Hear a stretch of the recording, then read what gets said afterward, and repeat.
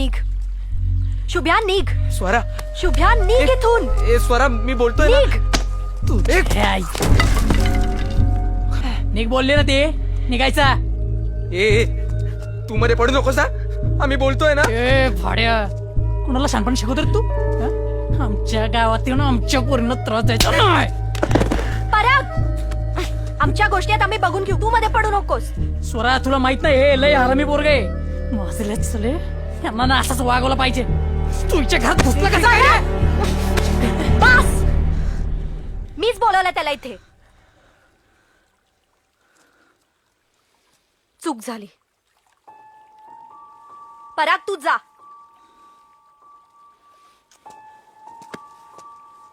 शुभ्या तू पण. शुभ्या जा.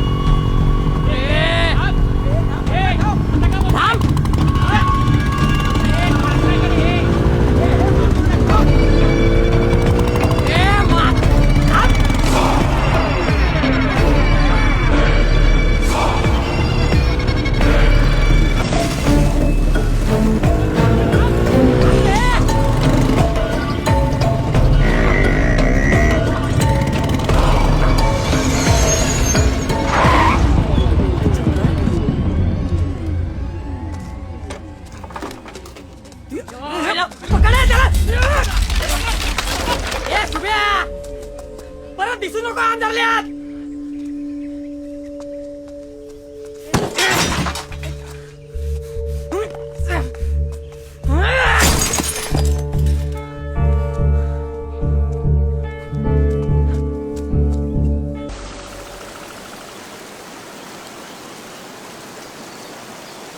शुभ्या साल्या घरी मुलगी एकटी तर काय पण करायचं का रे? अरे मला काय माहितीये चुकीचं असतं. ती पण माझा हात धरत होती. अरे याचा अर्थ हा होतो असं कोण बोललं तुला? मुलींशी कसं बोलायचं माहित नाही का रे याला?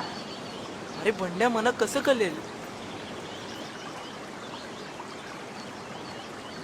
एकतर माझी आई गेल्यापासून असं प्रेमाने वागणार दुसरं कोणीच नव्हतं रे. पण ती मला सारखी विचारायची, तू जेवलास का, तुझी कामं झाली का. मला वाटलं की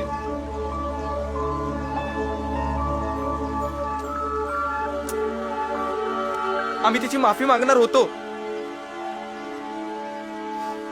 पण साला तो पराग मध्ये आला. दगरानं माझी बाईक फोडली नाही, तोच दगड त्याच्या डोक्यात घातला ना.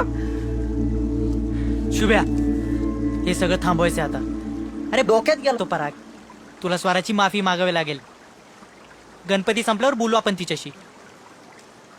मी तुला सांगतो, ती म्हणवेल तिला यार.